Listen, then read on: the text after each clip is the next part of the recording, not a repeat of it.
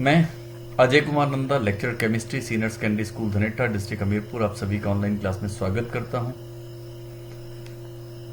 आज हम बात करेंगे प्लस 2 में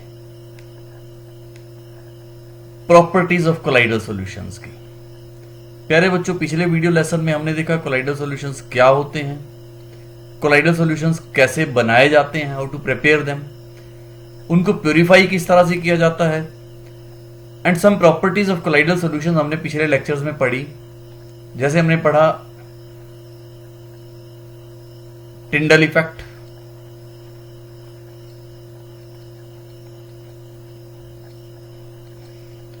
या हमने प्रॉपर्टी पढ़ी colligative properties of the colloidal solutions.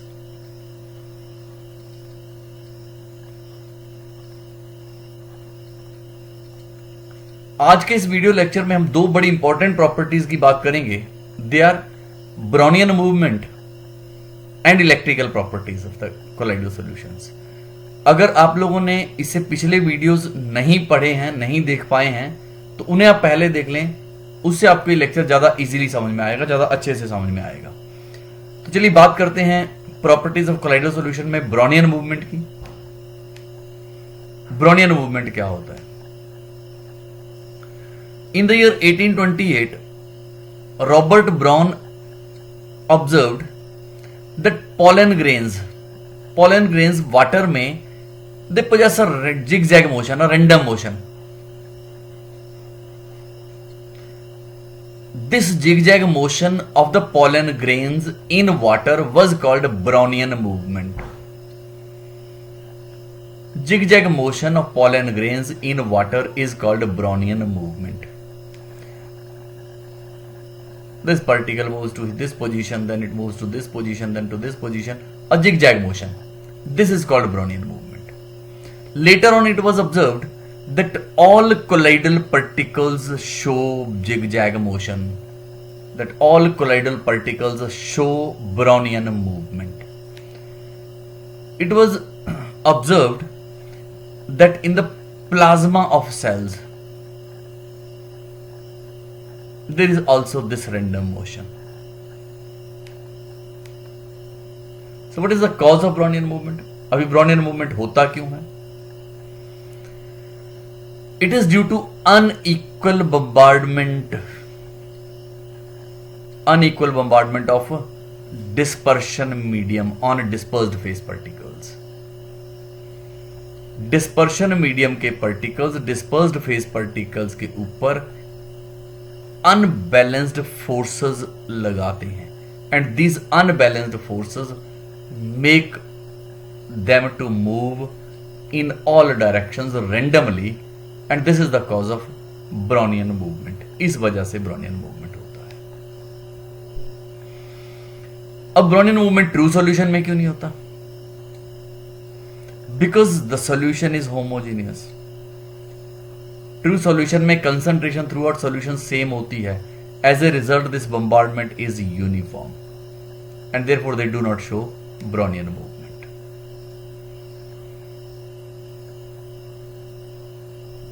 Colloidal system heterogeneous होता है, हमने पहले पढ़ा है। वहां पे these bombardments are non-uniform, and hence Brownian movement.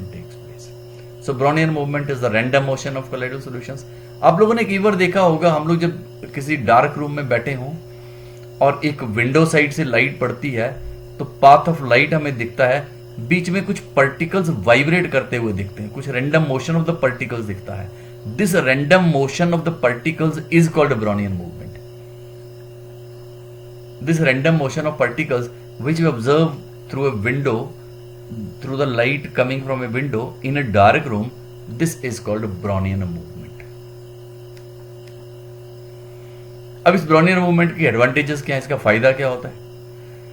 ये जो Brownian movement है, it keeps the colloidal particles in continuous motion. उसकी वजह से colloidal particles continuous motion में होते हैं, and hence they do not settle. और इस वजह से वो सेटल नहीं होते, उनके प्रिवेंटेशन नहीं, उनकी कोगुलेशन नहीं होती, उनकी प्रेसिपिटेशन नहीं होती है। So this motion increases the stability of colloidal solution. In a nutshell, we can say Brownian movement increases the stability of a colloidal solution.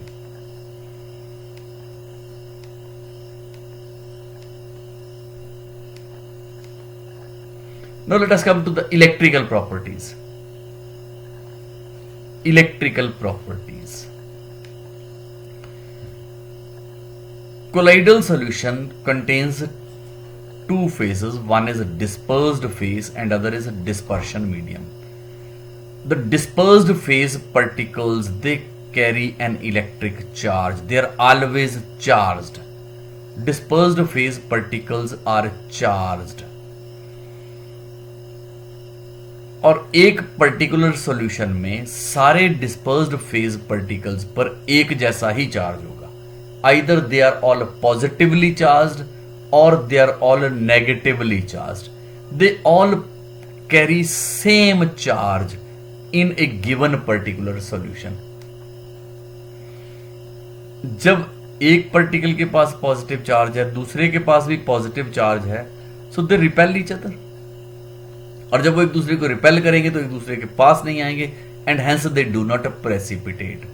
And this electrical charge provides the stability to the colloidal solutions. अब जरा देखें हम लोग positively charge colloidal solutions कौन कौन से होते हैं. Hydrated metal oxides, they are all positively charged, like Fe2O3XH2, it is positively charged. Al2O3XH2, they are positively charged. Basic dyes like methylene blue, that is positively charged. Oxides like titanium oxide, they are positively charged. Metal hydroxides like ferric hydroxide, aluminium hydroxide, calcium hydroxide, these all colloidal solutions, they are positively charged. अब negatively charge colloidal solutions कौन कौन से होते हैं. Metals के colloidal solutions negatively charge होते हैं, like copper का, सिल्वर का, गोल्ड का, all this colloidal solutions are negatively charged. Acidic dyes are negatively charged. Basic dyes like methylene blue, they are positively charged. Acidic dyes like Congo red, they are negatively charged. Metal sulphides AS2O3, antimony sulphide AS2S3, they are negatively charged. The colloidal solutions of the materials like gum, clay, charcoal, they are all negatively charged. What is electrophoresis? What is electrophoresis? ये किसी charge का हमें पता कैसे लगता है?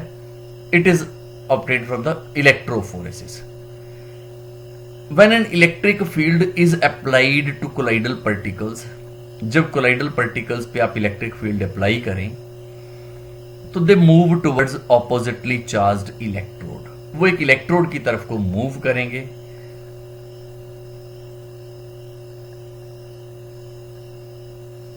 और this movement under the influence of electric field is called electrophoresis. Suppose कीजिए कि मैं यहां पे एक कोलाइडल सॉल्यूशन लिया है इस ट्यूब में. It contains a colloidal solution. The positive charge is applied at this end, negative is applied at this end. The colloidal particle moves towards this electrode. तो it means they are having a negative charge because they are being attracted by positive electrode. Opposite charges attract each other. इसको मैं थोड़ा एक graphic के जरिए समझने की कोशिश करता हूं इलेक्ट्रोफोरेसिस को. ये मेरे पास एक यू ट्यूब की ग्लास ट्यूब है, यू शेप की ग्लास ट्यूब. इसमें मैंने कोलाइडल पार्टिकल्स भरे हैं, कोलाइडल सॉल्यूशन है. ये हमने थोड़ा सा वाटर डाल दिया ताकि हमें इस लेयर की सेपरेशन का पता लग जाए, to know the separation of this layer. अब हमने क्या किया कि दो इलेक्ट्रोड इसमें लगा दिए. One is positively charged, other is negative. When the electric field is applied, high voltage current is pass through it. जब करंट पास करते हैं, then the particles move and as a result the level falls here on the negative side and it rises up on the positive side. अगर negative पे charge level गिरा है, positive pay level बढ़ा है, it means the particles are negatively charged. So the colloidal solution is negatively charged. From this we can know the charge on the colloidal solution. एक YouTube glass की हमने ली, उसमें colloidal solution भरा. दो platinum के electrodes लगाए, high voltage current हमने जब पास किया तो the particles move towards oppositely charged electrode. Now what is electroosmosis? अगर हम किसी सॉल्यूशन में किसी तरह से डिस्पर्स्ड फेज पार्टिकल्स का मूवमेंट रोक दें, if the dispersed phase particles are not allowed to move, तो the movement of dispersion medium starts. This movement of dispersion medium is called electroosmosis.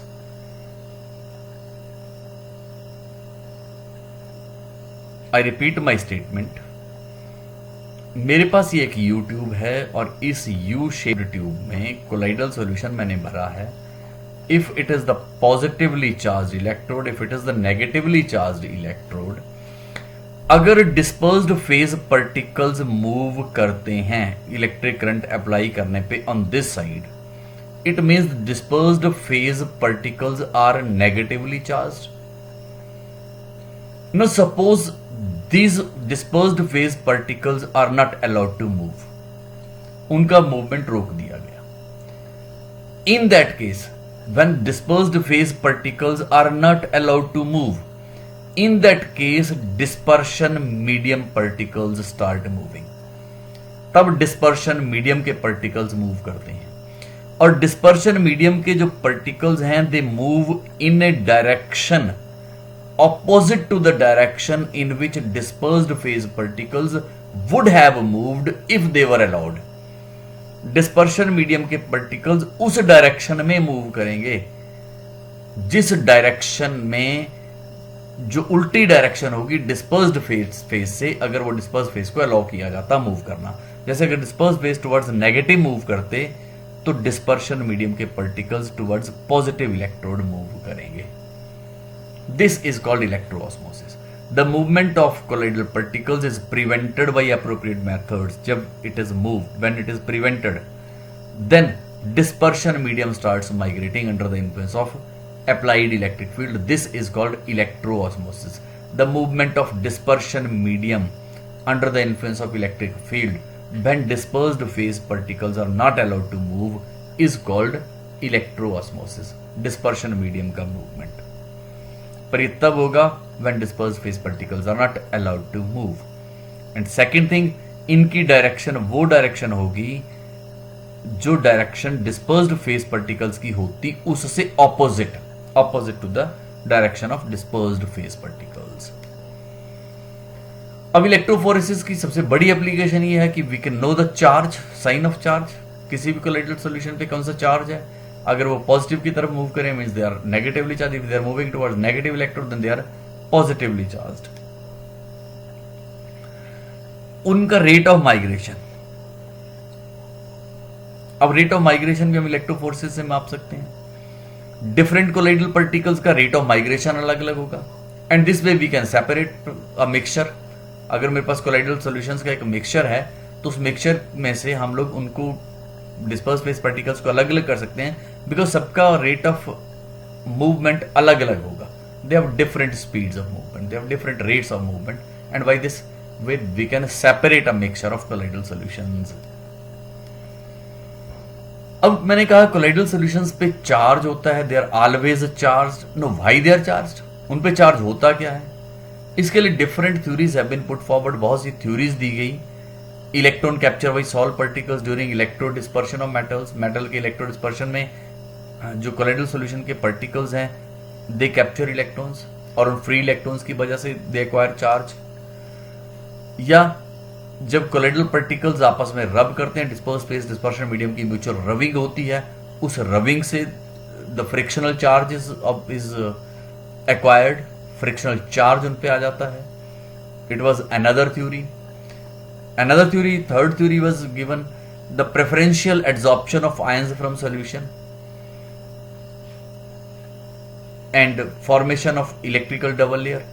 Preferential adsorption of ions को absorb कर लेना preferentially, ये तीसरी theory थी। So these three theories were put forward for the charge on the colloidal particles. इन तीन में से preferential adsorption theory of ions was most suitable theory. It was the best explanation for the origin of charge. तो ये माना गया शायद charge इसी थ्योरी की वजह से, it is due to preferential adsorption of ions. जरा ये है क्या, इसको समझने की कोशिश करते हैं। कोलाइडल पार्टिकल्स कुछ आयंस को एड्सॉर्ब कर लेते हैं। जो आयन वो एड्सॉर्ब करेंगे इलेक्ट्रोलाइट से, उनकी वजह से दे एक्वायर चार्ज। अब अगर मान लीजिए कि मेरे पास ये कोई कोलाइडल सॉल्यूशन है, if it is a colloidal solution, और इसमें कोई इलेक्ट्रोलाइट मैंने डाल दिया।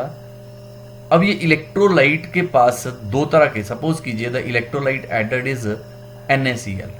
अब इसके पास दो तरह के आयन है, one is Na positive, other is Cl negative. अब जो डिस्पर्स्ड फेस पार्टिकल्स हैं वो कौन से वाले आयन एड्सॉर्ब करेंगे, which ion will they adsorb. तो ये preferential adsorption of ion theory कहती है कि वही वाले आयन एड्सॉर्ब करेंगे which are common to the dispersed phase particles. For example मेरे पास एक फेरिक हाइड्रोक्साइड का कोलाइडल सॉल्यूशन है। It is the colloidal solution of ferric hydroxide, मान लीजिए ये है। और मैं इसमें आयन डाल देता हूं FeCl3, फेरिक क्लोराइड मैंने इलेक्ट्रोलाइट डाल दिया। अब फेरिक क्लोराइड जैसे ही मैं डालूंगा, it will give ferric ions and chloride ions. अब बिकॉज फेरिक हाइड्रोक्साइड का कोलाइडल सॉल्यूशन है, तो फेरिक हाइड्रोक्साइड वही वाले आयन एब्जॉर्ब करेगा जो कॉमन होंगे, इसके पास भी होंगे। फेरिक हाइड्रोक्साइड के पास दो तरह के आयन है, one is ferric ion and other is hydroxide ion. अब ये इस इलेक्ट्रोलाइट्स में से वो वाले आयन एब्जॉर्ब करेगा जो इसके पास कॉमन होंगे। तो कौन से आयन एब्जॉर्ब करेगा, फेरिक आयंस। और एज ए रिजल्ट इस तरह से इट एड्सॉर्ब्स फेरिक आयंस। ये फेरिक आयन एड्सॉर्ब कर लिए फेरिक हाइड्रोक्साइड ने, इट इज FeOH थ्राइस, और ये फेरिक आयंस हैं and it acquires positive charge. So positive charge on ferric hydroxide is due to the adsorption of ferric ions. जरा इसको और डिटेल में समझते हैं। मेरे पास एक पोटाशियम आयोडाइड का सॉल्यूशन है और इसमें मैंने सिल्वर नाइट्रेट थोड़ा सा डाल दिया। Silver nitrate is added to potassium iodide. Silver nitrate is added to potassium iodide means potassium iodide is in excess, ये ज्यादा है और ये कम है। ये रिएक्शन हुई silver nitrate plus potassium iodide gives silver iodide plus KNO3। अब because it is in small amount, it is in excess, तो क्या होगा, silver ions react with iodine to give silver iodide, nitrate ions के साथ KNO3। ये जो lesser amount में है it is a limiting reagent. अब जो सॉल्यूशन है इसके पास जो आयंस बचेंगे they are the potassium ions because ये एक्सेस में है, they are iodide ions because ये एक्सेस में है। अब AgI पोटाशियम आयोडाइड में से कौन से आयन को एब्जॉर्ब करेगा, ऑब्वियसली आयोडाइड को, और AgI will absorb iodide ions, these negative ions, and hence it becomes a negatively charged colloidal solution. But अगर रिवर्स होता है तो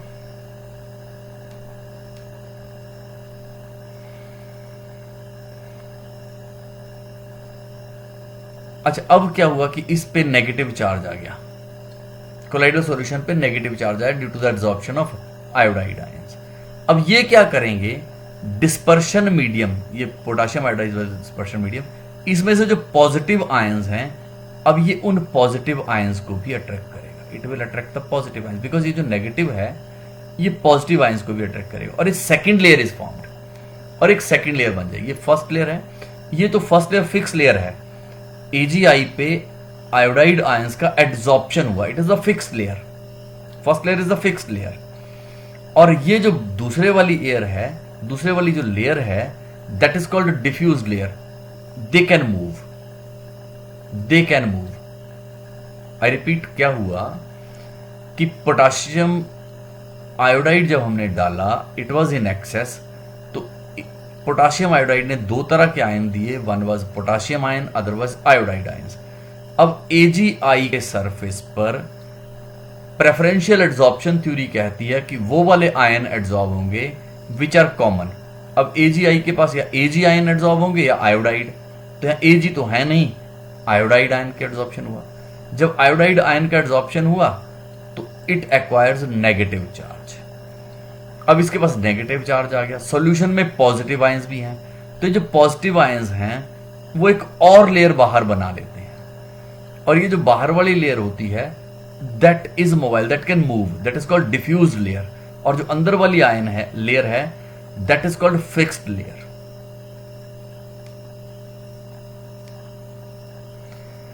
अब जरा उल्टा देखें आप लोग, पहले हमने क्या किया था, AgNO3 डाला था KI में। अब मैंने क्या किया कि AgNO3 एक्सेस में लिया और उसमें KI ऐड कर दिया। When KI is added to AgNO3, अब एक्सेस में क्या है AgNO3, रिएक्शन क्या हो AgI plus KNO3।